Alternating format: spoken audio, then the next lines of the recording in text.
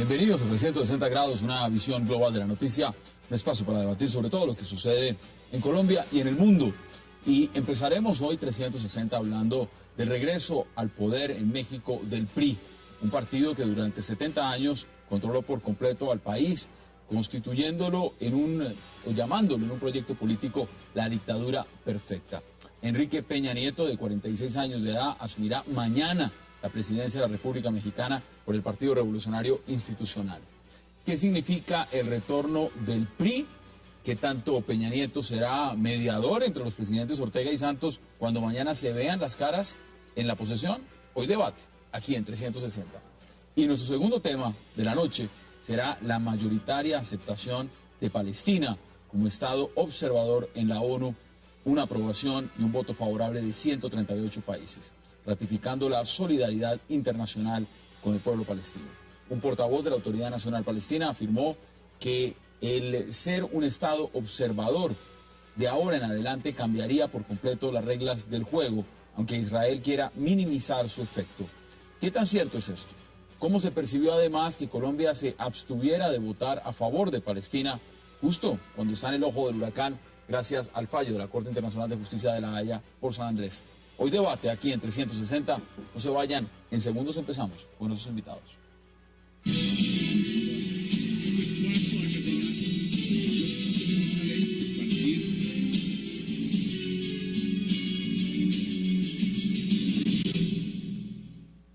Controla con tus manos, selecciona, diviértete. Una experiencia Smart se vive con la mejor calidad de imagen Full HD 3D. Disfrútala con Samsung, el futuro de Smart TV ahora.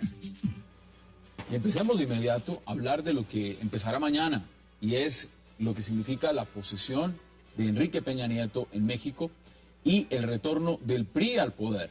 Para eso le doy la bienvenida esta noche a Jorge Garrido y a César Páez. Caballeros, bienvenidos y qué placer. Muchas gracias. Muchas gracias. Buenas noches. Bueno, ¿qué podemos esperar mañana? Esto ya en el proceso electoral muchas veces lo hablamos, César, que estaba cantado que el PRI iba a ganar las elecciones, ganó el PRI, mañana se posiciona Enrique Peña Nieto. ¿Qué significa la llegada de Peña Nieto?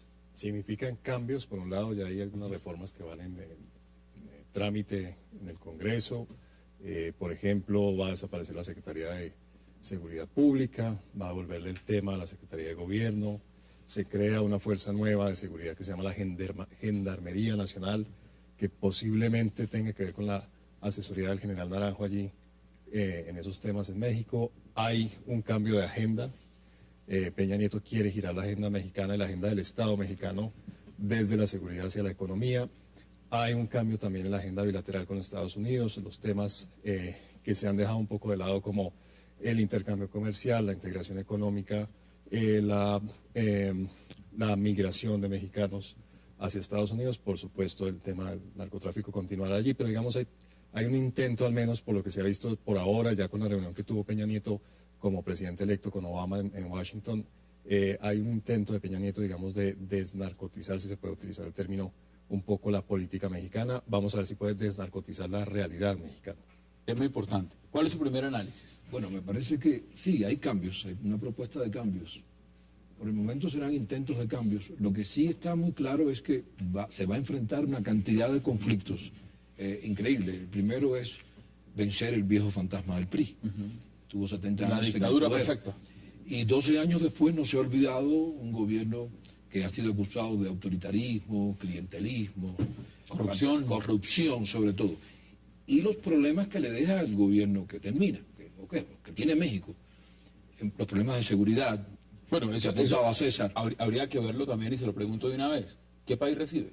Sí, ¿qué país recibe? Un país con problemas de definición de cómo tratar la violencia, problemas de seguridad, hay amenazas a la democracia, relaciones comerciales con Estados Unidos también están en entredicho, están bajo el fuego de la crítica, grandes presiones sociales por reformas sociales y laborales, una izquierda bastante punzante, bastante crítica, activa como segunda fuerza política, aunque algo fragmentada. O sea, lo que recibe es un país lleno de problemas y conflictos muy difíciles de manejar. Mira, aquí estoy leyendo mientras tanto, ya se empiezan a revelar los nombres, ha dado los primeros nombres de quienes conformarían su gabinete de gobierno. Miguel Ángel Osorio Chong, coordinador de Asuntos Políticos del equipo de transición, anunció los siguientes nombres. En la Secretaría de Relaciones Exteriores se designó a José Antonio Meade. En la Defensa Nacional, general Salvador Cienfuegos Cepeda. En la Secretaría de Marina, al almirante Vidal Soberón. De igual manera, Luis Videgaray Caso será el titular de la Secretaría de Hacienda y Crédito Público, mientras que Rosario Robles Berlanga ocuparía la cartera de Secretaría de Desarrollo Social. ¿Qué país recibe? Recibe un país, en términos de seguridad, un país muy golpeado, un país que en estos 6 años, en el sexenio de Calderón, casi triplicó el número de homicidios. Triplicar. Sí, es decir, pasó, si no estoy mal, de estar en un nivel muy, muy bajo para toda América Latina, un nivel comparable con casi comparable con el de Estados Unidos y algunos países europeos, si no recuerdo mal las cifras, son 10 muertos por 100.000 habitantes, que es una cifra muy baja para el entorno latinoamericano. Pasa a tener ahora casi 24 muertos por 100.000 habitantes, es decir, casi se triplica la cifra de muertos por 100.000 habitantes. Encuentra un país económicamente estable, a pesar de la crisis, a pesar de la dependencia económica que tiene México, de la interdependencia económica que hay entre México y Estados Unidos. Calderón, digamos, manejó muy bien la economía y encuentra un país estable, un país un país además que muchos, uno lo encuentra mucho en la prensa especializada, en revistas, por ejemplo, The Economist, que todo el tiempo está poniendo a México en la balanza como el contrapeso del desarrollo económico, del crecimiento económico en América Latina. De un lado está Brasil, por supuesto, y del otro está México. Entonces, digamos, México pareciera que hay mucha gente apostándole a que México va a ser el próximo país de América Latina que despega con fuerza. Es un país que, por supuesto, encuentra una situación política difícil porque el poder está fragmentado. ¿Cómo recibe el marco y lo pone Jorge sobre la mesa el tema de la corrupción?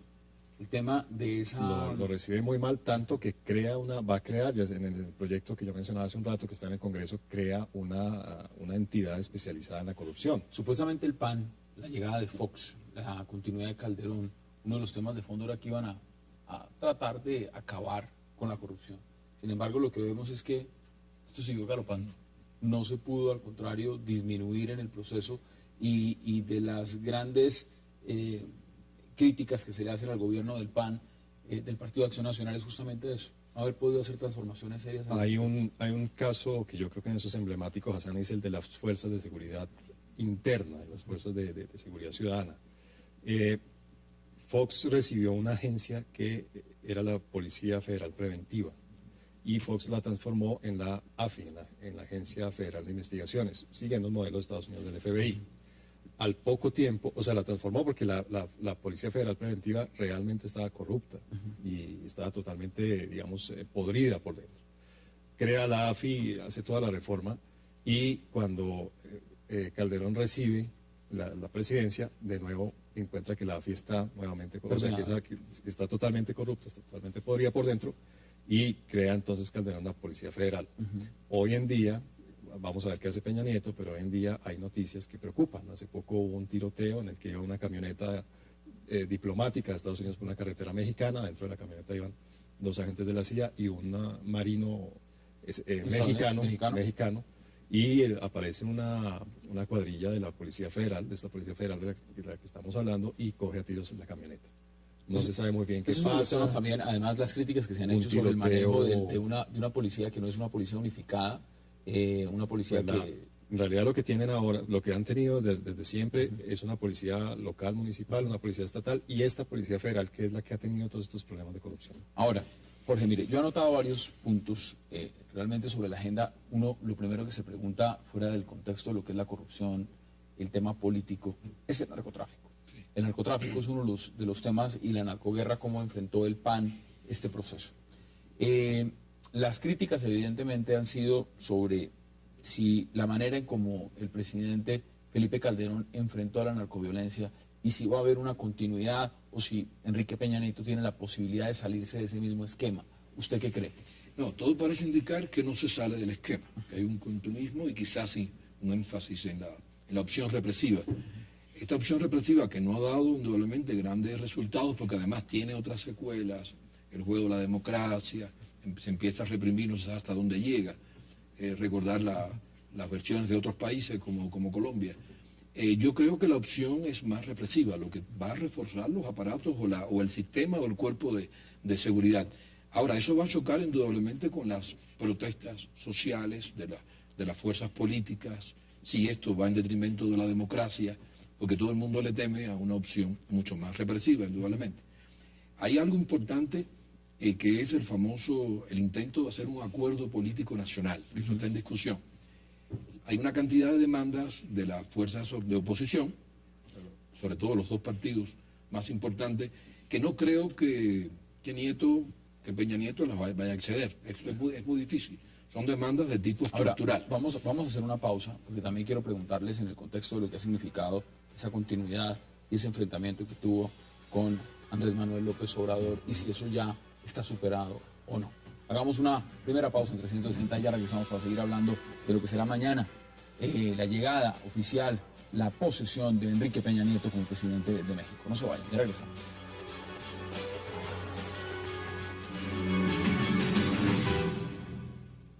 La lucha contra el crimen va a seguir. Sí, con una nueva estrategia para reducir la violencia y proteger ante todo la vida de los mexicanos. Ganó el PRI. La pregunta es, ¿sigue la sombra de Andrés Manuel López Obrador o eso ya se desvaneció? Vamos a verlo en el Congreso. Yo creo que, digamos, la sombra como candidato presidencial y toda esta exagerada reacción que tuvo cuando también perdió con el presidente Calderón hace 6 años, que montó un gobierno, literalmente montó un gobierno en el Zócalo, allí en la Plaza Central de Ciudad de México, como un gobierno alterno, un gobierno en la sombra, en protesta por unas elecciones que según él le habían robado, que en ese momento, digamos, había más razón para dudar del resultado. Esta vez las elecciones fueron claramente en favor de Peña Nieto. Sí, fue claramente. Entonces yo creo que no hay que temerle a López Obrador, digamos, en ese sentido. No creo que sea mucho el ruido que pueda hacer. Donde sí hay que verlo es en el Congreso, es decir, es ver qué tanta gobernabilidad, qué tanto el Congreso le va a permitir hacer las reformas que quiere hacer Peña Nieto, qué tanto le va a aprobar sus leyes, qué tanto le va a aprobar el presupuesto de cada año. Allí es donde hay que ver cómo queda la relación, sobre todo porque en la política mexicana en este momento, desde hace 12 años, hay 3 partidos fuertes. Hay más partidos, pero sí, hay 3 partidos fuertes. PRD. El PRD, que es el de López Obrador, PAN, de izquierda. El PAN, que uno podría decir que es de derecha, una derecha liberal. Y el PRI, que está todavía tratando de tener una nueva o de redefinir su identidad. Pero mire, usted ya lo pone en análisis viendo los 3 partidos. Al PAN le dieron una pela en estas elecciones. Sí, pero todavía es una fuerza importante en el gobierno, en el Congreso, perdón. Es una fuerza importante en el Congreso que le podría dificultar un poco la gobernabilidad a Peña Nieto. Entonces, lo que hay que ver, digamos, es eso, es cómo va a funcionar el gobierno federal, el Congreso federal. Sí, indudablemente que el PAN todavía tiene una influencia en el Congreso, aunque en las elecciones quedó en tercer lugar, fue una fuerza perdedora. Ahora, López Obrador va a seguir luchando, va a seguir un opositor de oficio. Ahora creo que hizo un fraccionamiento y creó un movimiento que agrupa varias tendencias de izquierda, no sé si son más de izquierda, ¿no? Pero él va a seguir fustigando y denunciando y creando, va a ser una piedra en el zapato. Pero Hassan, yo creo que la verdadera oposición va a venir de la opinión pública. Son los que van a hacer digamos, el control político. Sobre todo durante estos 6 años de Calderón, los verdaderos opositores de Calderón fueron los medios de comunicación y fue la opinión pública, precisamente por la estrategia de seguridad que no le funcionó tan bien. Cuando hablamos de estrategia de seguridad, no se puede desconocer que acá hay un tema también y es un tema fronterizo, la relación con los Estados Unidos. ¿Cómo ven ustedes esa relación con Estados Unidos y con esta nueva administración? Hay una paradoja y es que en un momento, digamos, en que el tema de seguridad fue muy importante y importante negativamente, la relación estuvo mejor que nunca.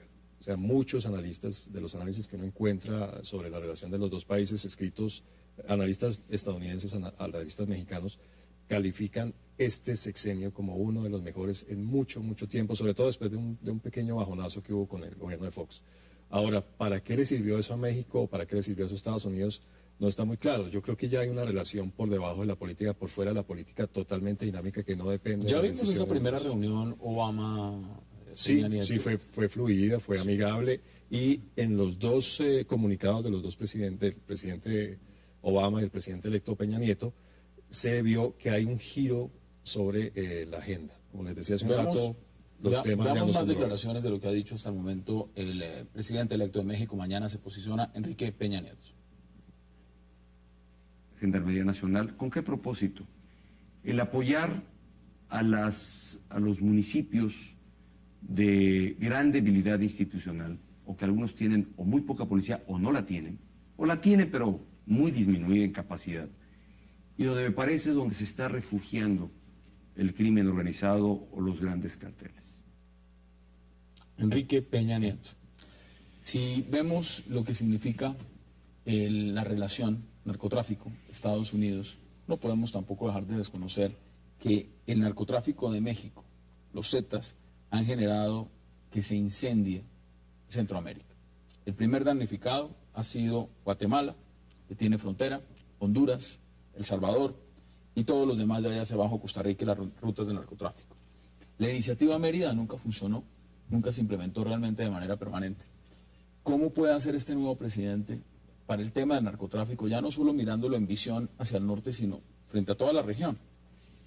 Yo no veo hasta ahora nada nuevo en lo que se ha postulado. Lo del general Naranjo, ¿usted cree que eso Sí, pueda puede ser contribuir, un o no? asesor que traiga algunas estrategias, pero estrategias militares más bien, no políticas de gobierno ni de Estado. Adoptar las mismas estrategias que se hicieron en Colombia para luchar contra las bandas, no creo que sea solamente el problema, porque... Pues mire, yo estaba leyendo una editorial ayer de la BBC y decía justamente eso. Decía, el modelo colombiano fracasó, no se puede implementar en México. ¿Es eso cierto? ¿En su Sí, opinión? de cierta forma sí. Lo que puede aportar el general Naranjo las labores de inteligencia, que en eso es un experto, ¿no? Indudablemente.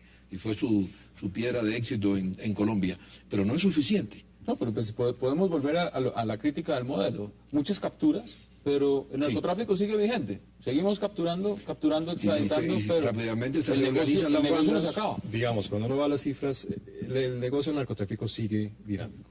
El tema que preocupa a la gente en México es la violencia.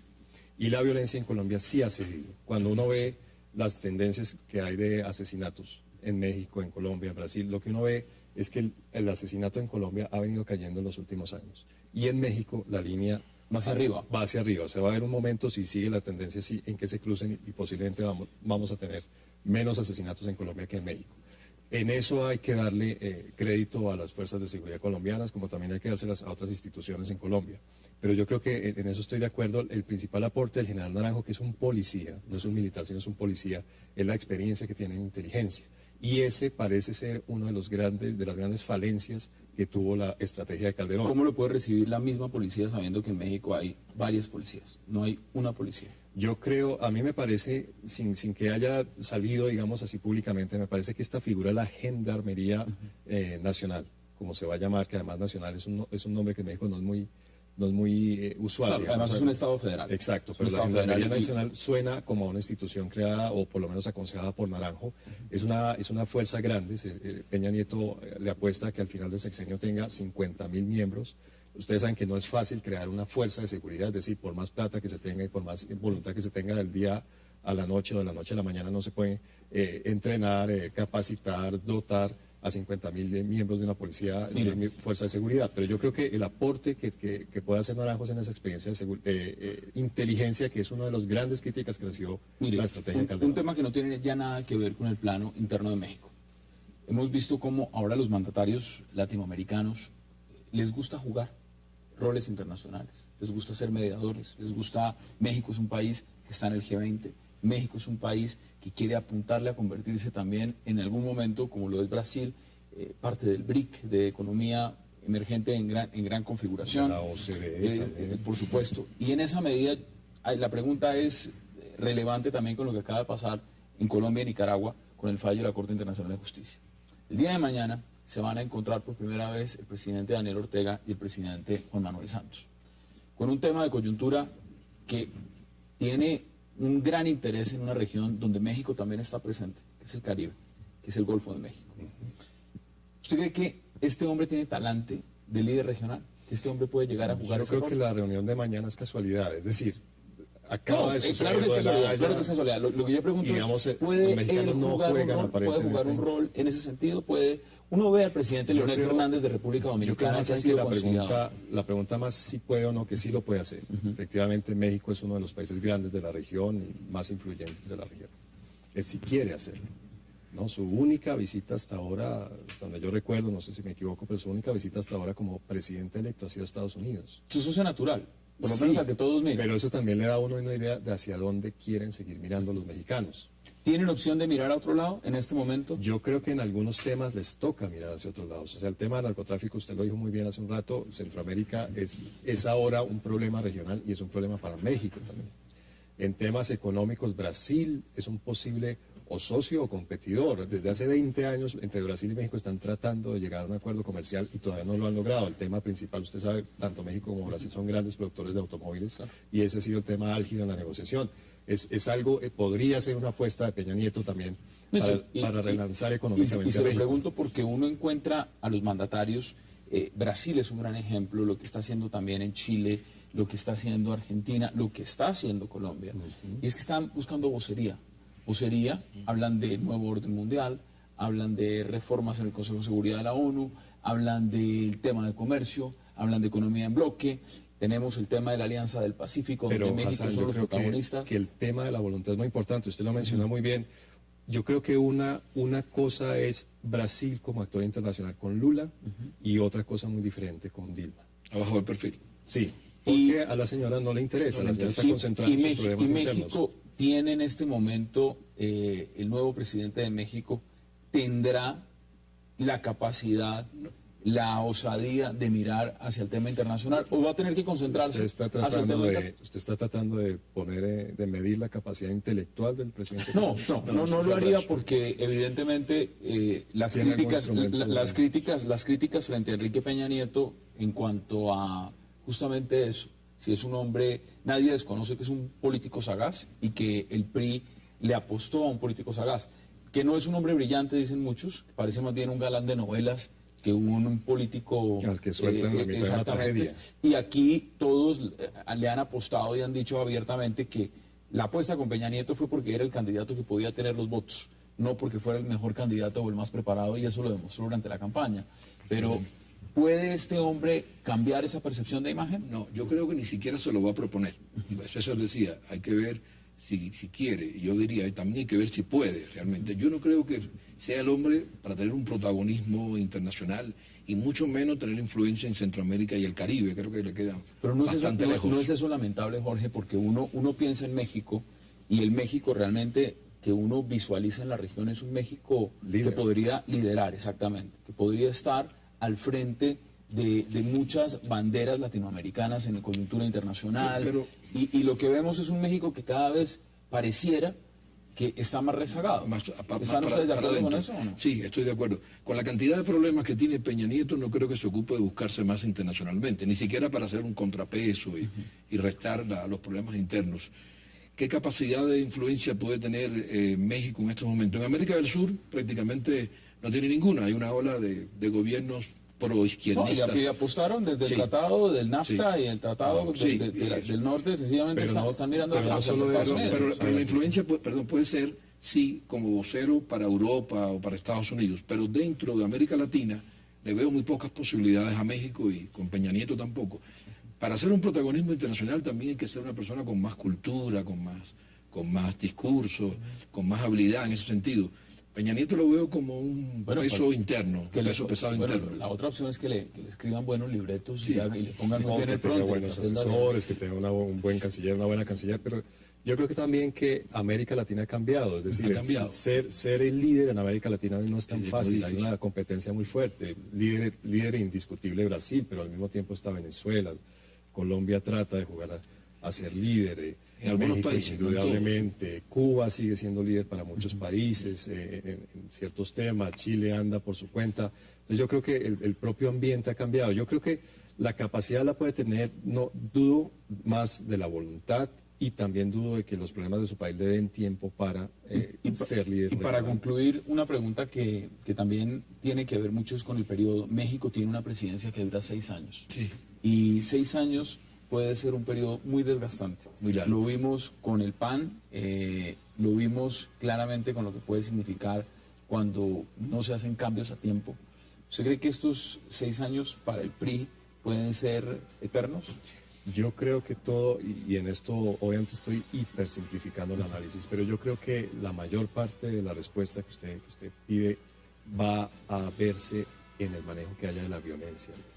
Si Peña Nieto logra revertir la tendencia, solamente el 2011 fue el peor año en términos de violencia en México. Si Peña Nieto dentro de un año logra mostrar que la violencia al menos se estabilizó, que dejó de crecer el número de asesinatos en México, con eso yo creo que los mexicanos van a estar satisfechos en un momento en que tienen una economía tranquila, en que hay empleo, en que la clase media está creciendo. El tema principal es violencia. Conclusiones en 20 segundos. Sí, yo creo que además de eso, del narcotráfico, hay un problema social de fondo. Aunque México económicamente está bien, los niveles de pobreza son amplios, son profundos. Hay capas y sectores sociales muy denunciantes, muy activos en estos momentos, y pueden crearle problemas al gobierno, indudablemente. Jorge Garrido, César Páez, gracias por habernos acompañado para hablar de México. Estaremos muy atentos a lo que pase mañana, porque evidentemente, como lo mencionábamos, pues va a ser también el primer encuentro que tengan el presidente Juan Manuel Santos y el presidente Daniel Ortega. Y vamos a ver México, el presidente Peña Nieto, cómo le va. Vamos a ver si es telenovela con o ese tragedia. chicharrón. Gracias por acompañarnos. Vamos a hacer una pausa, porque al regreso entraremos a debatir el tema político de la agenda internacional en el mundo. Y tiene que ver con ese reconocimiento que recibió el Estado palestino como Estado observador en la ONU. Y por supuesto tendremos todas las posiciones en esta mesa para mirar los efectos tanto desde la balanza como los percibe la Autoridad Nacional Palestina, el pueblo palestino, pero también desde Israel. No se vayan, ya regresamos.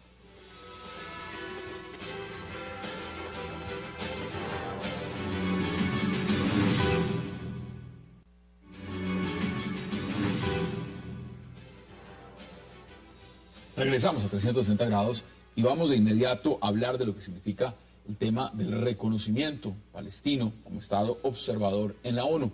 Para eso le doy la bienvenida a Jaime Rosenthal, a Alexander Montero, a Víctor de Correa Lugo y desde Miami a Marcos Pekel. Caballeros, qué placer, Viernes Internacional y con un tema de esta coyuntura. Gracias de verdad por aceptar esta invitación. Gracias a ustedes. Bueno, Jaime, mire, empiezo con usted.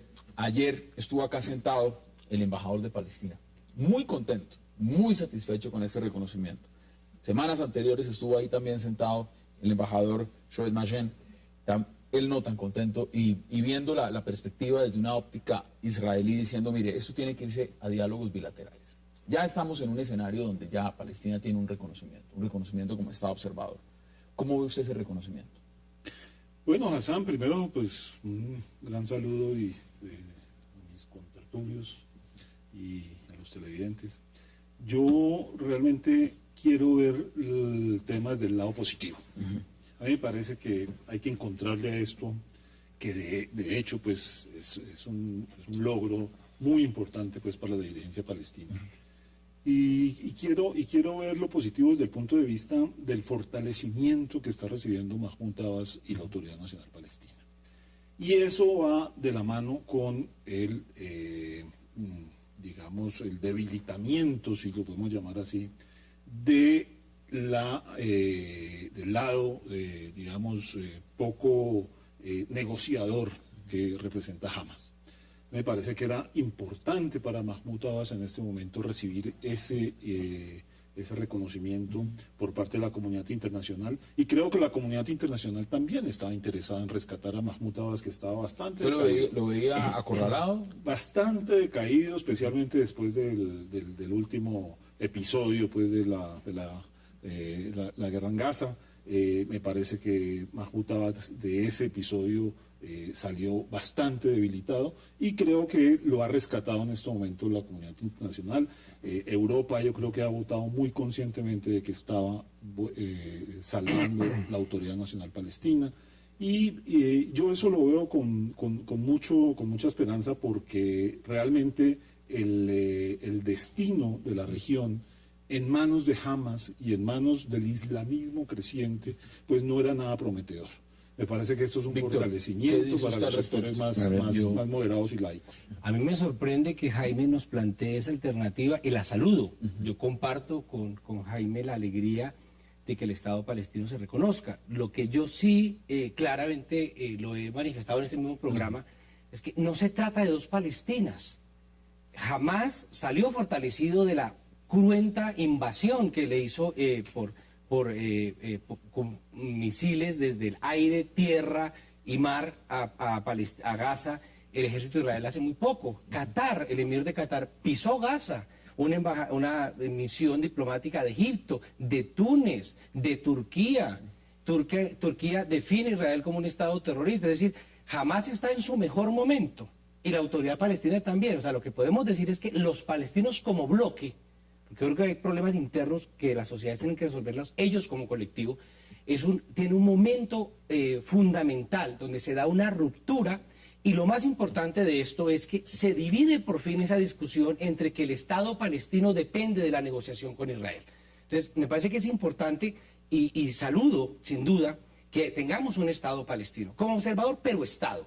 Y por el otro lado, tenemos una postura que es la de un sector de Israel, que yo también saludo, que de una vez por todas eso fuerce unas negociaciones de paz que sean constructivas, que sean serias, que le den tranquilidad y seguridad tanto a Israel como a Palestina. Pero mire, ustedes ven un escenario positivo, pero no podemos desconocer lo siguiente. Y se lo pregunto a Marcos Pecker en Miami. Hoy ya dijo el primer ministro Benjamín Netanyahu que autorizaba la construcción de 3.000 nuevos asentamientos en Cisjordania y en Jerusalén del Este.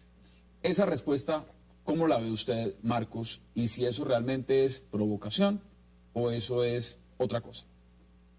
Bueno, Hassan, primero de todo, buenas noches a los compañeros de panel y a toda la audiencia. Mire, Hassan, eso no es un anuncio oficial del gobierno de Israel, sino una anotación que dio algún funcionario del gobierno y aún es una política oficial. Por lo tanto, no creo que sea necesario referirme a eso.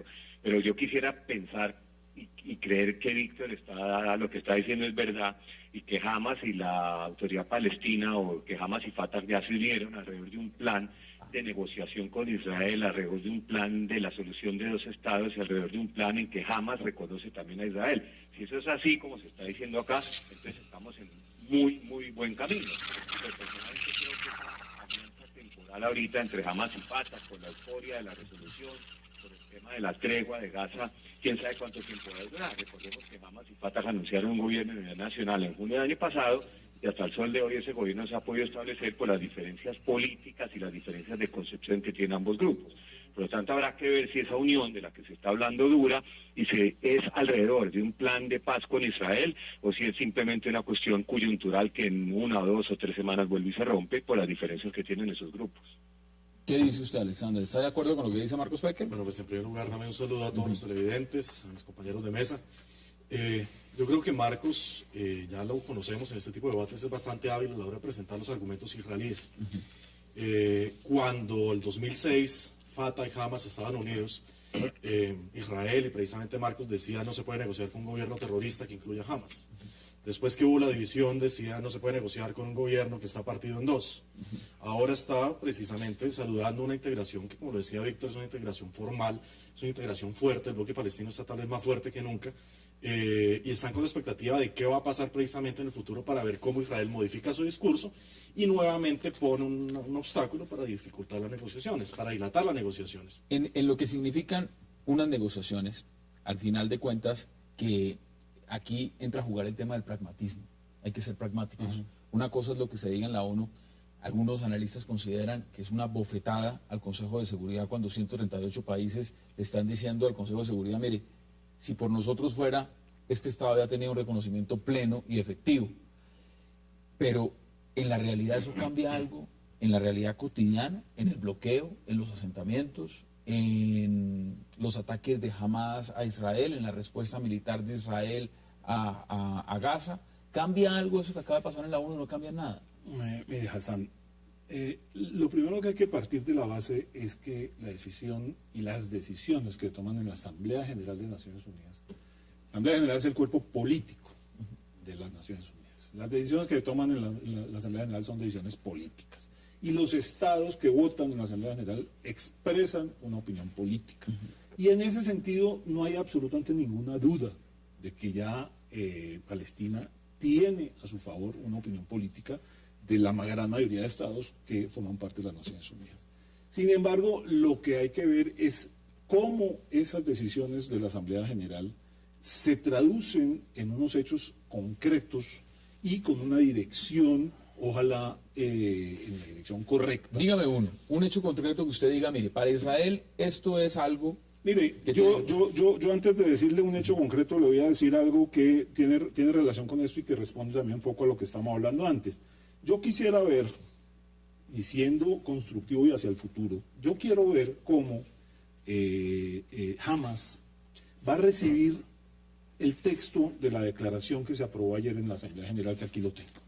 Yo quiero ver cómo Hamas reacciona frente a este punto, donde dice que los derechos del pueblo palestino y para conseguir una paz duradera en el Medio Oriente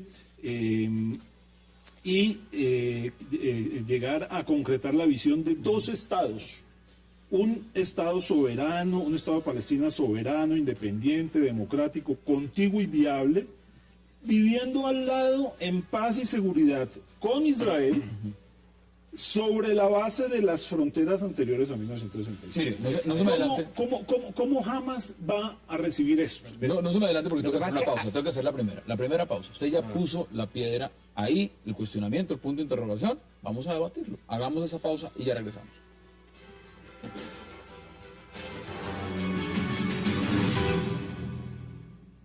Le dije a Abu Mazen, Mahmoud Abbas, que queremos que este movimiento sirva para ser parte de una estrategia nacional de Palestina más grande, con muchas opciones diferentes disponibles, basado en la existencia de métodos de fuerza, incluida la resistencia palestina, que sobresalió en Gaza y dio ejemplos sobre las capacidades de la población palestina. Alexander, ¿usted comparte las preocupaciones que planteaba Jaime Rosenthal en la mesa? No, para nada. Mire, debo explicarle contarle más bien cómo se construyó esa resolución. Esa resolución contó con la participación de buena parte de los partidos políticos de Palestina, con el FDLP, el FPLP, con el mismo Hamas. Khaled Meshal, Ismail Haniyeh llamaron a Mahmoud Abbas antes de la presentación de la resolución. Le manifestaron el apoyo de Hamas. Total, es una resolución que lo que muestra es una unidad nacional en Palestina. Por otro lado, yo creo que hay una gran falacia a la hora de analizar el conflicto palestino-israelí, y es acusar a Hamas de no reconocer a Israel. Cuando Hamas va a las elecciones del 2006, cuando entra a participar en un sistema político que reconoce a Israel, pues implícitamente está reconociendo a Israel, obvio. Ya Hamas, yo creo que nadie en el mundo está hablando de una destrucción de Israel, ni tiene los medios para hacerlo. ¿Qué dice usted, Jaime? No, yo pienso que eso es fácilmente rebatible cuando uno ve las declaraciones de líderes de Hamas. Mire, Mahmoud Zahar, que es un gran líder de Hamas. Lo que pasa es que uno puede escoger... Cuando Mahmoud Abbas venga a Gaza, porque Mahmoud Abbas dijo que iba a ir a Gaza ahora después, cuando venga, yo le voy a pedir al fiscal que existe en Gaza que lo detenga. Mire, si declaraciones de trata, uno puede coger declaraciones, por ejemplo, cuando Lieberman plantea que va a cerrar la Autoridad Nacional Palestina, cuando dicen vamos a construir asentamientos, cuando dicen vamos a cortarle el apoyo financiero, cuando Canadá amenaza con expulsar al embajador palestino, cuando Estados Unidos dice que va a cortar. Es decir, si construimos análisis políticos a partir únicamente de declaraciones parciales, pues tendríamos que rebatir lo que decía Marcos al comienzo sobre la amenaza de los 3.000. Yo creo, de las 3.000 habitaciones, yo creo que hay una cosa importante, y es, el año pasado, las Naciones Unidas, el Consejo de Seguridad, le dio un espacio, un compás de espera para que Israel mostrara voluntades de paz, rechazando o posponiendo la aceptación de Palestina como Estado pleno. ¿Qué pasó durante ese año? Tenemos más torturados, más asesinados palestinos, crecimiento del muro, más asentamientos y la terrible ocupación de Gaza. Lo que le quedó claro a la comunidad internacional es que la voluntad de Israel de resolver por vías pacíficas el conflicto simplemente no existe. Siguen ocupando, anexando Jerusalén. No gratuitamente Francia, Italia, España se suman a la causa palestina. Lo que hay ahí claramente es, uno, un bofetón al Consejo de Seguridad. Dos, un ofrecimiento de justicia internacional que nunca se le dio a los palestinos vía Consejo de Seguridad, ahora se le da vía Asamblea General. Y tres, un fortalecimiento de una combinación de fuerzas palestinas, como bien lo contaba Alexander, que terminan dándose en esta nueva coyuntura política. Mire, Francia dio 2 años de espera. Francia dio 2 años de espera. Es más, incluso la misma Alemania, a pesar del chantaje que le hace Israel sobre política exterior, la misma Alemania incluso se abstuvo. Acá hay un tema, y es que uno ve la votación. Uno puede ser muy pragmático, es decir, sencillamente quiénes votaron a favor, quiénes votaron en contra, quiénes se abstuvieron. Hassan, cuando uno ve la resolución, y yo la leí, aquí la tengo, son 3 hojas, cuando uno ve la resolución, uno entiende la votación de Europa. Porque es que en esta resolución se dicen cosas muy positivas y muy interesantes que yo particularmente considero que es difícil que la autoridad palestina las pueda cumplir en llave con Hamas. Lo veo completamente difícil. Yo no creo en las intenciones que pueda tener Hamas. Yo no creo en esa interpretación de Alexander de que porque fue a las elecciones entonces reconoció implícitamente a Israel.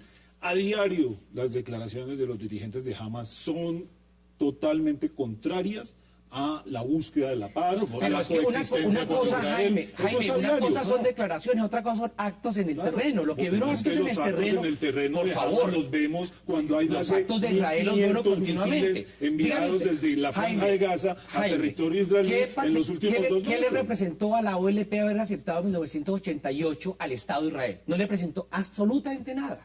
Mire, yo no estoy de acuerdo con esa postura que les he escuchado más de una vez y yo tengo una idea totalmente distinta de lo que son los acuerdos de Oslo. Para mí los acuerdos de Oslo sí sirvieron. Sí. Las negociaciones de paz ¿Tú sí han crees en servido. los acuerdos Es de más, Oslo? los acuerdos de Oslo, si no hubiera sido por Oslo, no hubiera habido un Mahmoud Abbas, presidente de la Autoridad Nacional Palestina, pidiéndole... Pero, Jaime, si aceptáramos los acuerdos de Oslo, tenemos que aceptar que de acuerdo a los acuerdos de Oslo, a mediados de los 90 habría estado palestino, pero fue un radical judío, que conste, no fue un palestino, el que asesina a Rabin y daña el proceso de paz. Yo se los pregunto, que los acuerdos de Oslo fracasan. Por favor, la razón es Hamas. No, la razón es el islamismo. Perdón. Quien mata a Rabin no es Hamas. Una pregunta. No, es que yo creo que para los televidentes es muy importante que tengan en cuenta, quien asesina a Rabin, quien asesina el proceso de paz de Oslo, es Víctor, la extrema derecha judía. Es una equivocación histórica porque Rabin muere en 1995-96. Asesinado.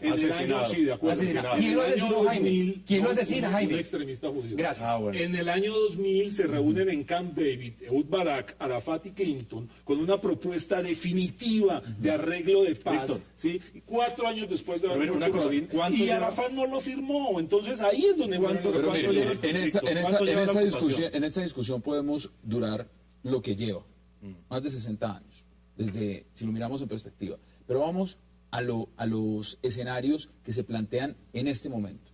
No hablemos de Oslo, no hablemos de Camp David, que evidentemente muchos dicen, esos han sido la base, sobre todo del tema de los diálogos bilaterales. Porque Israel se ha basado en Oslo para decir, nosotros solo salimos adelante de este proceso si hacemos un diálogo bilateral. Pero veamos el nuevo escenario y la nueva composición política. ¿Tiene temor Israel, por ejemplo, de que Palestina pueda acceder a la Corte Penal Internacional? Mire, ese es otro de los temas recurrentes en esta discusión, ¿sí? Como si acaso, primero, Palestina pudiera ir mañana a la Corte Penal Internacional y segundo, como si Israel le tuviera miedo a la Corte Penal Internacional, como si fuera una gran amenaza. Yo le voy a decir una cosa, ¿sí? Palestina no va a ir a la Corte Penal Internacional y ya lo dijo Mahmoud Abbas hoy. Eso lo dejamos para después. No va a ir, ¿por qué? Porque es mucho más claro la violación al derecho internacional humanitario por parte de dirigentes de Hamas que de los mismos. Muchísimo más claro.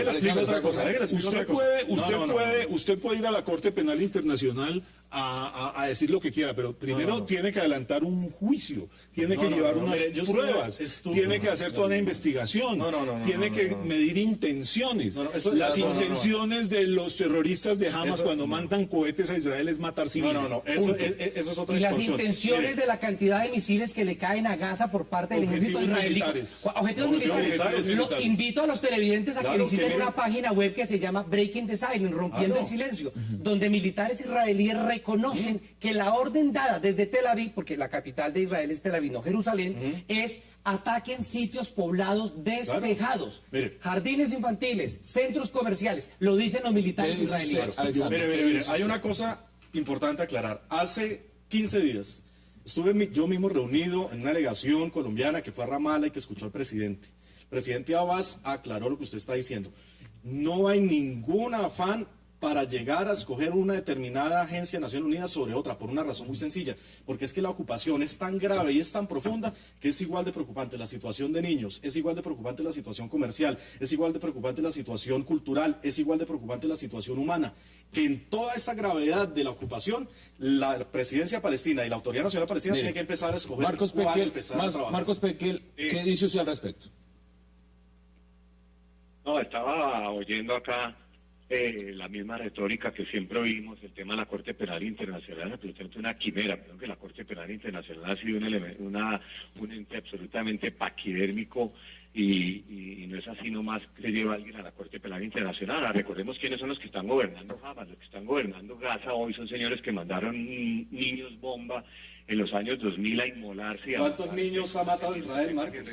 ¿Cuántos niños palestinos ha asesinado Israel? La autoridad palestina, si miramos en los años 70 y los 60, llegamos a la misma conclusión. Marcos, ¿cuántos niños ha asesinado? Del 2000 hasta ahora, 1.500 niños palestinos no hay asesinados un Israel. Estado palestino en Cisjordania y Gaza, y no lo va a haber hasta que no haya una negociación con Israel. Cualquier declaración de la ONU, sea de lo que sea, no crea un Estado palestino. Marcos, si Israel quisiera un Estado palestino, no ocupaba Palestina, sencillamente. Marco, lo que tú estás diciendo es negar exactamente lo que pasó ayer. Es que ya el Estado palestino no depende de lo que tú digas o lo que digan en Tel Aviv. Los palestinos una silla en Naciones Unidas, o sea que ya va a haber una silla en Naciones Unidas que va a decir Palestina, pero no hay un Estado en el terreno. Hay un Estado. Israel tampoco tiene fronteras. Israel no tiene constitución. Israel no es un Estado democrático, pero es un Estado. Aceptemos eso de lleno. Países con limítrofes. No son las condiciones para considerarse Estado, ¿no? Países. ¿Cuáles son? Esas no son las condiciones. Para reconocer como Estado, la comunidad internacional lo reconoce. Y la comunidad lo reconoció. Palestina tiene más nación que la nación israelí, empezando por ahí. Mire, la Convención de Montevideo establece claramente desde el punto de vista legal cuando un Estado se considera Estado, ¿sí? Y son 3 requisitos básicos: controlar un territorio, tener una población, tener un gobierno y poder llevar a cabo negociaciones. Es más, y tiene otra característica. ¿Cuál es el control que hay en Gaza y cuál es el control que hay en Cisjordania? En Cisjordania está la Autoridad Nacional Palestina. Me causa risa como ustedes dicen, Gaza está controlada por Hamas. Y lo dicen, no, ya no está controlada. ¿Está o no está controlada? ¿Hay o no hay una ocupación? Vale, he dicho que no. Jaime, lo que quiero decir es, su declaración, igual que la de Marcos, aplican a lo mismo. ¿Por qué ocultan el hecho de que hay una división al interior de los palestinos? Mire, es que yo no me regocijo con eso. A mí me encantaría que resolvieran esa división, pero están divididos. ¿Usted sabe, Jaime, la división que tiene la sociedad israelí? Hay desde peruanos, polacos, rusos, romanos, con todas las peleas, que ha habido, con todas las peleas. Señor, las marchas, los etíopes que se están yendo y que los están segregando, que no ha habido un solo incidente a nuestro amigo Rosenthal le falta una condición violentamente, como se resolvió violentamente la toma de Gaza por parte de Jaime, con más de 200 muertos palestinos. Por sus propios hermanos. Mire, Jaime, el argumento suyo es sencillo. Las organizaciones llamadas Estados, 138 Estados, no tienen ni idea de derecho internacional y nombraron un Estado observador porque le sacaron de la chistera. Señores, tengo que hacer una nueva pausa. Inmediatamente también el señor Marcos Pekel está que se habla desde Miami y Alexander también. Hagamos esa breve pausa y ya regresamos aquí al 310.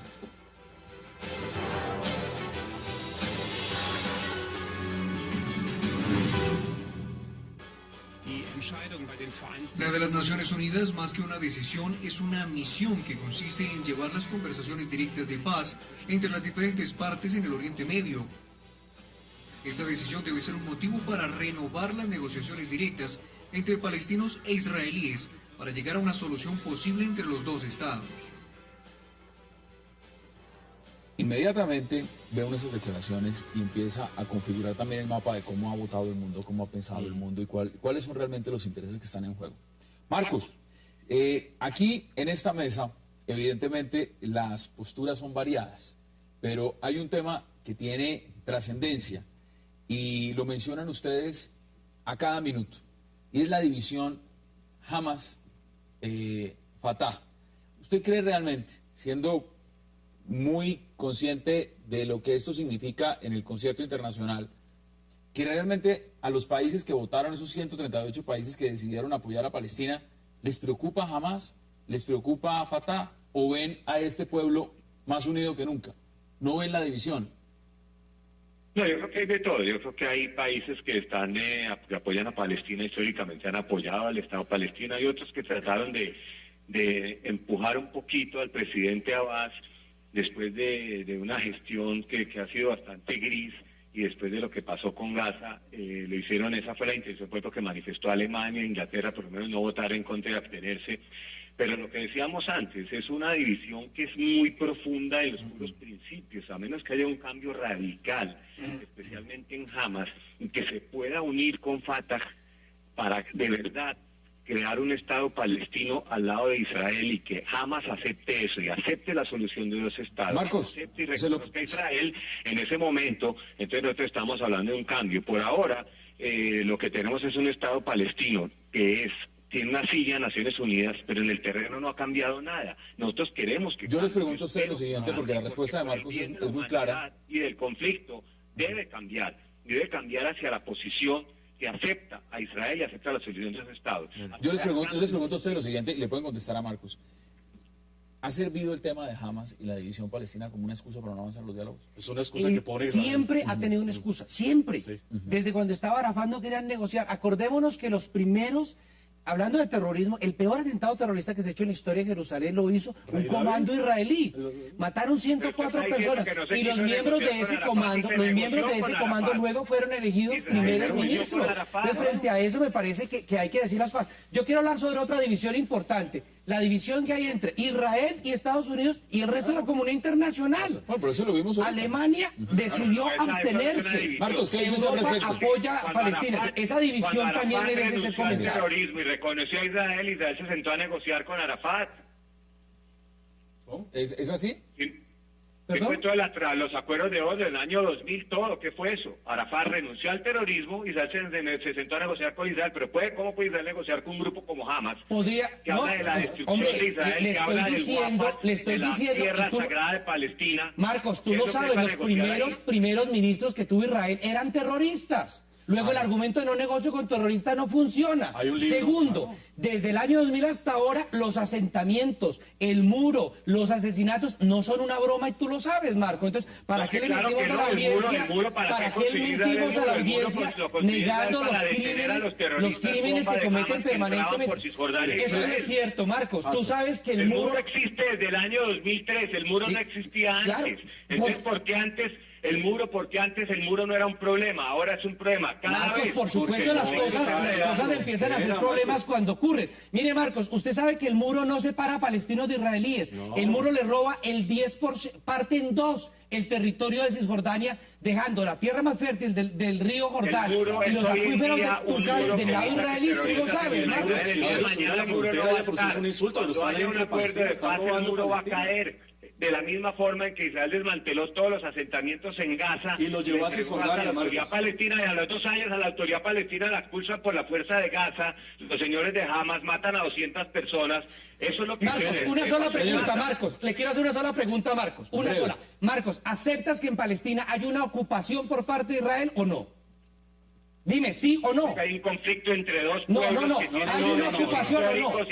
Marcos, tú te precias de respetar el derecho internacional, Marcos. Los pueblos convivan en ese territorio. Marcos, tú te precias de respetar el derecho internacional. Te hago una pregunta. ¿Reconoces que hay una ocupación, sí o no? Reconozco que hay un conflicto entre dos pueblos. Pero es que en esas negociaciones estamos. Naciones Unidas es muy claro, es una ocupación, la resolución es el meollo de la asunto en este momento. Ahora, señores, Jaime, volvamos acá. Una cosa antes, perdón. Yo quisiera hacer una pregunta a Marcos y a Jaime, y es precisamente volver al 2006 y preguntarle por qué se dio la división entre Fatah y Hamás. Fue una división que sembró Israel precisamente cuando acabó el resultado electoral del 2006. Por otro lado, Hamás es hijo de la ocupación israelí, quien permite, entre otras cosas, si hay armamento en Gaza, si no hay armamento, si hay ataques, es el mismo Israel. Es una pieza que juega Israel allí. Nosotros volvemos y vamos atrás y vamos adelante. La pregunta acá es, pensemos en esta fecha hacia adelante. No nos vayamos a las fronteras del 67, no nos vayamos a cuando ganó Hamás en el 2007 en en Gaza. No vayamos atrás, vamos hacia adelante. La perspectiva hacia adelante, ¿usted cómo la ve? Hacia adelante, porque yo veo en las dos partes, y se lo digo honestamente, la respuesta israelí me parece que no es la más adecuada, diría uno, como que no quedaron satisfechos y van a tomar represalias. Estados Unidos, el discurso que dio en la ONU también no fue de aceptación plena. Y vuelvo al tema de si fue una bofetada diplomática que es difícil recuperarse tanto para Israel como para Estados Unidos. ¿Qué dice usted? Hassan, yo vuelvo y repito, la Asamblea General toma decisiones políticas y en la política se gana y se pierde. En este momento, la decisión que tomó la Asamblea General, pues evidentemente fue un triunfo de los palestinos. Lo sabemos, pero ¿cómo lo va a asumir? Fue una derrota de la diplomacia norteamericana y de la diplomacia israelí.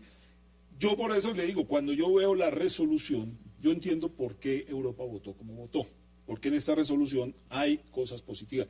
Yo quiero decirle a la teleaudiencia que esta resolución no es simplemente un reconocimiento de Palestina como un Estado no miembro observador.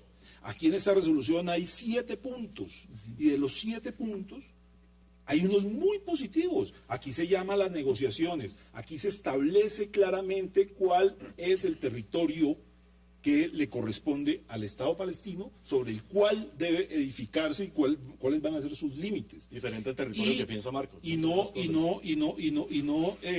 puede hacer ese y no se deja la ambigüedad de lo que aquí se estaba preguntando y de lo que muchas veces se manipula, ¿sí? En el sentido de que cuando se habla de ocupación no se hace énfasis en que ¿a qué nos estamos refiriendo? Hamas, por ejemplo, cuando habla de Palestina ocupada, habla de todo Israel. Para Hamas, Palestina ocupada es toda Palestina histórica. Bueno, entonces, también hay sectores de la derecha israelí que plantean que el gran Israel también es un discurso, Jaime. Jaime, por favor. Señores, tengo declaraciones que es valioso verlas. Veamos las declaraciones, inmediatamente volvemos al debate. Veamos declaraciones. Lo que pasó ayer en la Asamblea General de las Naciones Unidas fue una victoria histórica. El presidente Abbas ha dicho con razón que era un certificado de nacimiento, pero me gustaría añadir que fue una reafirmación y la reiteración de la partida de nacimiento de 1947. Víctor, es que a propósito que estamos hablando, cuando usted entra a Cisjordania, vía Jordania, los israelíes que están en el paso de Allenby le dicen es que está entrando a Israel. Entonces, como lo que usted dice es cierto, hay sectores dentro de Israel que desconocen la existencia palestina precisamente. Si es el argumento precisamente de Jaime, entonces... ¿Para cuándo podemos hablar de 2 estados? Una pregunta puntual, Jaime, y luego se la pregunto a Marcos Peque. ¿Para cuándo podemos hablar realmente, pragmáticamente? Es decir, acá hay 2 estados. Si usted me pregunta a mí la opinión, sí, ojalá que mañana. Ahora, hay que ser conscientes de que aquí hay una serie de dificultades que son dificultades en ambas partes. Israel entra ahora en un proceso electoral, entra a definir nuevamente unos lineamientos que pueden ser claves en las negociaciones que vienen, ¿sí? Y yo creo que también Palestina entra en una etapa de negociación. Mahmoud Abbas va a Gaza y aquí va a surgir una negociación, y dentro de esa negociación, para mí, está la clave del futuro de la solución de 2 estados. ¿Para cuándo hay 2 estados? Ayer. Usted ya lo dio. La respuesta es clara. La comunidad internacional, 138 estados dijeron, el Estado observador de Palestina existe. Por eso se lo pregunto, porque mire lo que me están diciendo. Jaime tiene una postura muy clara y dice, pues, ojalá mañana. Usted dice, ya está. Ayer. Ya está. Claramente, ayer. Ahí hay una gran división. Es decir, pero no hablemos de estados virtuales, hablemos de realidades. Hombre, si nosotros... No hablemos de los asientos en las Naciones Unidas, no son estados. Hombre, todos los estados son abstractos. Primero, si vamos a insistir en estados abstractos, pues pensemos en las Islas Marshall y en Micronesia, que siempre votan al lado de Israel, que son 4 o 5 personas perdidas en la Polinesia, pero que tienen un voto en la ONU y que fueron unos de los 9 que votaron en contra de Palestina. O sea, me parece que hay Marcos, ¿qué dice usted? Luego le doy la palabra a Alexander Montero. ¿Para cuándo hay 2 estados? Yo hubiera querido que hace 65 años hubiera 2 estados. Quiero que haya 2 estados, me parece que es lo mejor, lo más justo y lo que toda la comunidad internacional desea, que haya 2 estados, Palestina e Israel viviendo uno al lado del otro, y ojalá sea lo más pronto posible. Yo estoy de acuerdo con lo que decía Jaime ahorita, que ambos, tanto Israel como Palestina, entran en un proceso de reorganización política en el que pues en Israel va a haber elecciones y en Palestina puede ser que esté negociando ahorita Hamas con Fatah, lo que decía yo al comienzo. Vamos a ver si esa negociación sí sale una posición común que apoye lo que dice la resolución de ayer, que apoyaron 138 países de la solución de 2 estados, o si Hamas no es capaz de poner su firma en un documento donde reconozca a Israel y reconozca la solución de 2 estados. Tengo que hacer una pausa. Volvemos al mismo cuento que hemos tenido en los últimos años de que Fatah no representa a todo Palestina porque Gaza está ocupada por Hamas. La declaración de Hamas fue ayer. Esa es la dinámica que estamos entrando. Vamos a hacer la última pausa y ya regresamos porque Alexander Botero tiene, por supuesto, también que argumentar. Hagamos esa pausa y ya regresamos.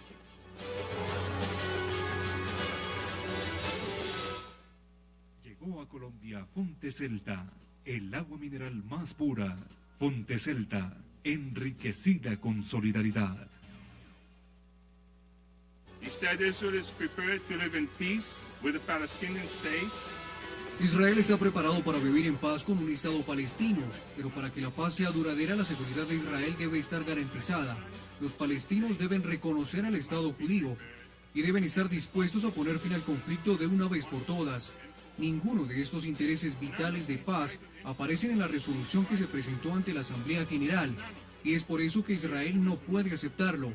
La única manera de lograr la paz es mediante acuerdos de las partes y no a través de las resoluciones de la ONU, que ignoran por completo la seguridad nacional de Israel e intereses vitales. Y como esta resolución es tan unilateral, no promueve la paz, la empuja hacia atrás. En cuanto a los derechos del pueblo judío en esta tierra, tengo un simple mensaje para aquellas personas que se reunieron en la Asamblea General hoy. Ninguna decisión de la ONU puede romper la unión de 4000 años de edad entre el pueblo de Israel y la tierra de Israel.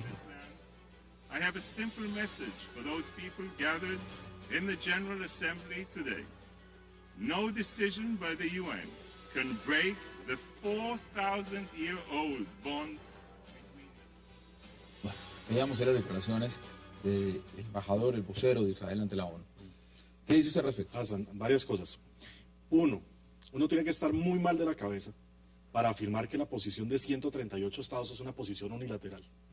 2, ¿quién habla de la seguridad palestina? Nuestro amigo hablaba de la seguridad israelí, pero Palestina está viendo cómo se consume poco a poco en una ocupación israelí desde hace 65 años. 3, Jaime mencionaba precisamente la declaración de Montevideo, le faltó un punto. El reconocimiento, la configuración estatal es un proceso autónomo, es un derecho autónomo interno de cada pueblo. Si Israel quisiera un Estado palestino, sencillamente no tendría ocupación. Mire, Marcos, acá hay... Un momentico, la ocupación israelí de 65 años es el discurso de Hamas. Ese sí ya es un discurso de que la ocupación empezó y que Israel no tiene derecho a estar allá. Marcos, la resolución 181 era 40... Era lo que estaba diciendo. La resolución 181 duró unos pocos meses, la acabó Israel en 6 meses. En el año siguiente Israel tenía el 78% del territorio. Usted sabe que los territorios de Cisjordania y Gaza, después de la Primera Guerra, que eran ocupados por Cisjordania y Egipto, y nadie dijo nada, nadie condenó a nadie. Cisjordania y Egipto no hubieran entrado. Israel enterraron al Estado palestino antes de que naciera. Si Cisjordania y Egipto no hubieran entrado, Israel hubiera ocupado el 100% de los 6 meses. Se han cometido errores claves y errores desafortunadamente irreparables en todo el proceso desde 1947 hasta el día de hoy, porque se lo pregunto en un marco de lo que significa el discurso que está teniendo, por ejemplo, Israel, y dice diálogo bilateral. Los palestinos dicen algo puntual, Jaime, y es lo siguiente. Dicen, llevamos los últimos 20 años en diálogos y no se ha evolucionado absolutamente nada. No podemos perder 20 años más, no podemos perder 5 años más. Esa posición del diálogo bilateral, ¿cree usted ha sido un error? ¿O al contrario, es el único camino que queda? No, yo pienso que es el único camino que queda, Hassan, y no estoy de acuerdo en que esos 20 años hayan sido bastante bien, no sin problemas. Yo pienso que esos 20 años son los que dieron origen precisamente a la primera oportunidad que han tenido los árabes de Palestina, ¿sí?, de por lo menos tener control sobre parte de su territorio. En la Franja de Gaza hoy en día está bajo control palestina por primera vez en la historia, por primera vez en miles de años, ¿sí?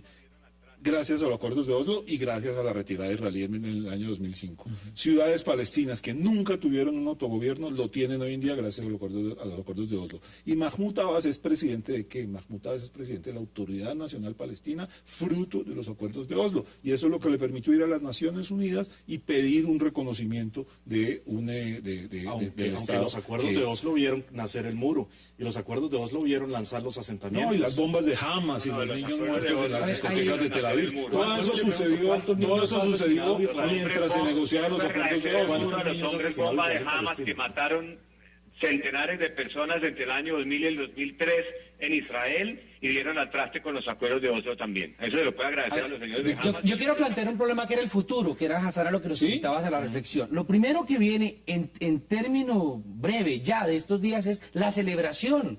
Los palestinos tienen el derecho a celebrar y a bailar y a conmemorar, a repartir flores y dulces, porque por fin la comunidad internacional le dio el de acceso a la justicia que el Consejo de Seguridad, gracias al aliado número 1 de Israel, que los Estados Unidos le negaron de manera histórica. Segundo, el valor que está en el lado de Israel. Víctor, Si Israel presiona, e Israel quiere ir a una salida a través del derecho internacional, forzando que Palestina opte por el camino de la Corte Penal Internacional, apoyado por una comunidad internacional que ayer se manifestó, es una posibilidad. La otra es que Israel decida un diálogo bilateral, pero a dar frutos concretos. Para sentarse uno a tomar café, lo hace con mejores personas que con el lobby judío. Marcos, sus conclusiones en 20, 30 segundos.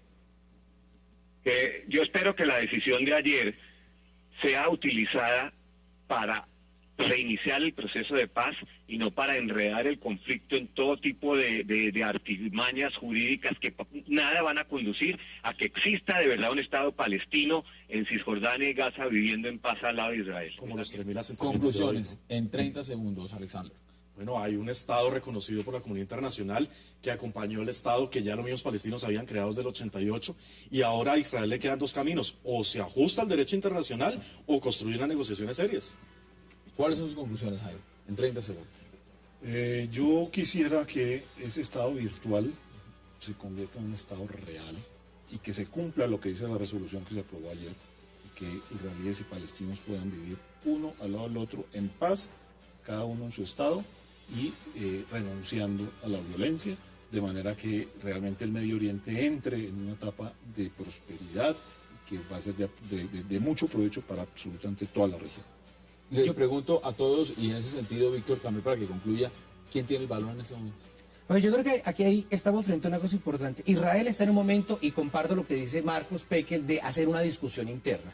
Y ahí tiene dos opciones. Siguen eligiendo los halcones a personas como Netanyahu, que patrocinan los asentamientos, que financian el muro, como Lieberman, que siguen utilizando una política de tierra arrasada en Gaza, o optan por otro mecanismo. Y los palestinos en eso han esperado 60 años, 65, y pueden esperar otros 65 más.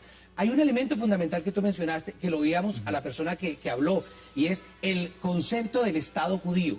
O sea, mientras sigamos patrocinando teocracias como la israelí en Oriente Medio, armadas con armamento nuclear, la paz, Jaime, que tú sueñas, se va a hacer mucho más complicada. ¿Le quiere contestar, Jaime? No, yo pienso que el Medio Oriente ya está lleno de esas teocracias reales que son las que apoyan hoy en día a Hamas y son las que amenazan con la destrucción de Israel y son las que llevan a los israelíes a sentir el miedo de ser destruidos por esas teocracias islamistas de las que tú estás hablando. O sea, ¿te refieres, por ejemplo, a las armas nucleares que tiene Israel?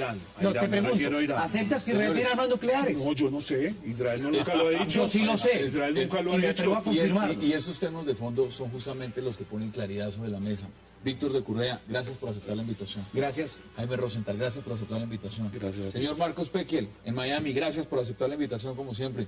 Y Alexander Montero, gracias por aceptar la invitación. A usted. Y a ustedes, gracias por acompañarnos. Nos vemos este lunes aquí en 360 grados para seguir debatiendo la agenda política de Colombia y del mundo. Es una próxima oportunidad.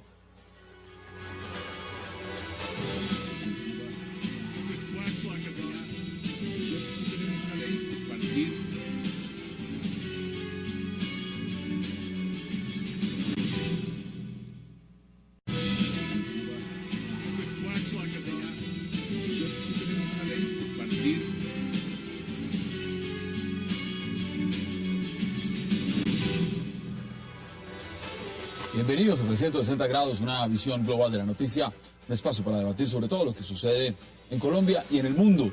Y empezaremos hoy 360 hablando del regreso al poder en México del PRI, un partido que durante 70 años controló por completo al país, constituyéndolo o llamándolo en un proyecto político la dictadura perfecta.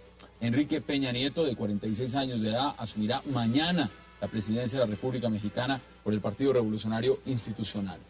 ¿Qué significa el retorno del PRI?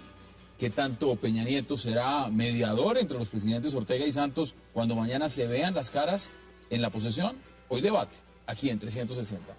Y nuestro segundo tema de la noche será la mayoritaria aceptación de Palestina como Estado observador en la ONU, una aprobación y un voto favorable de 138 países, ratificando la solidaridad internacional con el pueblo palestino.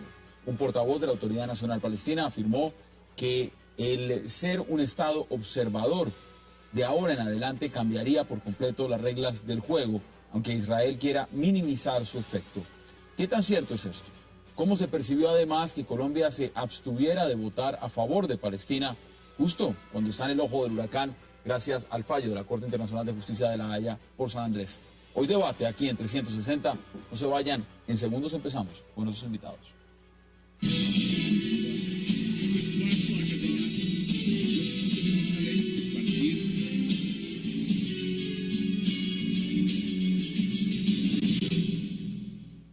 Y de las grandes críticas que se le hacen al gobierno del PAN, del Partido de Acción Nacional, es justamente eso, haber podido hacer transformaciones serias. Hay un caso que yo creo que en eso es emblemático, Hassan, es el de las fuerzas de seguridad interna, de las fuerzas de seguridad ciudadana. Fox recibió una agencia que era la Policía Federal Preventiva y Fox la transformó en la AFI, en la Agencia Federal de Investigaciones, siguiendo el modelo de Estados Unidos del FBI. Al poco tiempo, o sea, la transformó porque la Policía Federal Preventiva realmente estaba corrupta y estaba totalmente, digamos, podrida por dentro. Crea la AFI, hace toda la reforma y cuando Calderón recibe la presidencia, de nuevo encuentra que la AFI está nuevamente corrupta, que está totalmente corrupta, está totalmente podrida por dentro y crea entonces Calderón la Policía Federal. Hoy en día, vamos a ver qué hace Peña Nieto, pero hoy en día hay noticias que preocupan. Hace poco hubo un tiroteo en el que iba una camioneta diplomática de Estados Unidos por una carretera mexicana. Dentro de la camioneta iban 2 agentes de la CIA y un marino mexicano. Y aparece una cuadrilla de la Policía Federal, de esta Policía Federal de la que estamos hablando, y coge a tiros en la camioneta. No se sabe muy bien qué pasa. También, además, las críticas que se han hecho sobre el manejo de una policía que no es una policía unificada, una policía que... En realidad lo que tienen ahora, lo que han tenido desde siempre es una policía local, municipal, una policía estatal y esta Policía Federal, que es la que ha tenido todos estos problemas de corrupción. Ahora, Jorge, mire, yo he anotado varios puntos realmente sobre la agenda. Uno, lo primero que se pregunta fuera del contexto de lo que es la corrupción, el tema político, es el narcotráfico. Sí. El narcotráfico es uno de los temas y la narcoguerra, cómo enfrentó el PAN este proceso. Las críticas evidentes... Controla con tus manos, selecciona, diviértete. Una experiencia Smart se vive con la mejor calidad de imagen Full HD 3D. Disfrútala con Samsung, el futuro de Smart TV ahora. Y empecemos de inmediato a hablar de lo que empezará mañana, y es lo que significa la posesión de Enrique Peña Nieto en México y el retorno del PRI al poder. Para eso le doy la bienvenida esta noche a Jorge Garrido y a César Páez. Caballeros, bienvenidos y qué placer. Muchas gracias. Muchas gracias. Bueno, ¿qué podemos esperar mañana? Esto ya en el proceso electoral muchas veces lo hablamos, César, que estaba cantado que el PRI iba a ganar las elecciones, ganó el PRI, mañana se posesiona Enrique Peña Nieto. ¿Qué significa la llegada de Peña Nieto? Significan cambios, por un lado ya hay algunas reformas que van en trámite en el Congreso, por ejemplo va a desaparecer la Secretaría de Seguridad Pública, va a volverle el tema a la Secretaría de Gobierno, se crea una fuerza nueva de seguridad que se llama la Gendarmería Nacional, que posiblemente tenga que ver con la asesoría del general Naranjo allí en esos temas en México. Hay un cambio de agenda. Peña Nieto quiere girar la agenda mexicana y la agenda del Estado mexicano desde la seguridad hacia la economía. Hay un cambio también en la agenda bilateral con Estados Unidos, los temas que se han dejado un poco de lado como el intercambio comercial, la integración económica, la migración de mexicanos hacia Estados Unidos. Por supuesto, el tema del narcotráfico continuará allí, pero digamos hay un intento, al menos por lo que se ha visto por ahora, ya con la reunión que tuvo Peña Nieto como presidente electo con Obama en Washington, hay un intento de Peña Nieto, digamos, de desnarcotizar, si se puede utilizar el término, un poco la política mexicana. Vamos a ver si puede desnarcotizar la realidad mexicana. Es muy importante. ¿Cuál es su primer análisis? Bueno, me parece que sí, hay cambios. Un país muy golpeado, un país que en estos 6 años, en el sexenio de Calderón, casi triplicó el número de homicidios. ¿Quieres triplicarlo? Sí, es decir, pasó, si no estoy mal, de estar en un nivel muy, muy bajo para toda América Latina, un nivel comparable casi comparable con el de Estados Unidos y algunos países europeos, de, si no recuerdo mal las cifras, son 10 muertos por 100.000 habitantes, que es una cifra muy baja para el entorno latinoamericano. Pasa a tener ahora casi 24 muertos por 100.000 habitantes, es decir, casi se triplica la cifra de muertos por 100.000 habitantes. Encuentra un país económicamente estable, a pesar de la crisis, a pesar de la dependencia económica que tiene México, de la interdependencia económica que hay entre México y Estados Unidos.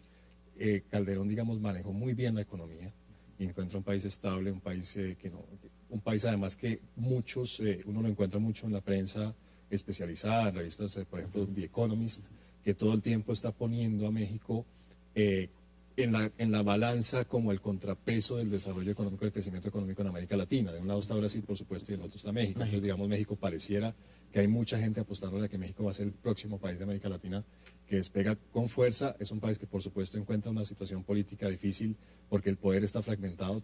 ¿Cómo recibe el marco y lo pone Jorge sobre la mesa el tema de la corrupción?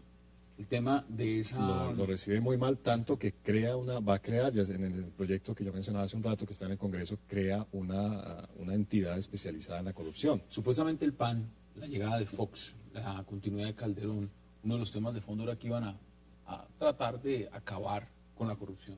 Sin embargo, lo que vemos es que esto siguió galopando. No se pudo, al contrario, disminuir en el proceso. Una propuesta de cambios. Por el momento serán intentos de cambios. Lo que sí está muy claro es que se va a enfrentar una cantidad de conflictos increíble. El primero es vencer el viejo fantasma del PRI. Tuvo 70 años. La dictadura perfecta. Y 12 años después no se ha olvidado un gobierno que ha sido acusado de autoritarismo, clientelismo, corrupción sobre todo. Y los problemas que le deja el gobierno que termina, que tiene México, los problemas de seguridad. Bueno, eso apuntaba César. Habría que verlo también y se lo pregunto de una vez. ¿Qué país recibe? Sí, ¿qué país recibe? Un país con problemas de definición de cómo tratar la violencia, problemas de seguridad, hay amenazas a la democracia, relaciones comerciales con Estados Unidos también están en entredicho, están bajo el fuego de la crítica, grandes presiones sociales por reformas sociales y laborales, una izquierda bastante punzante, bastante crítica, activa como segunda fuerza política, aunque algo fragmentada.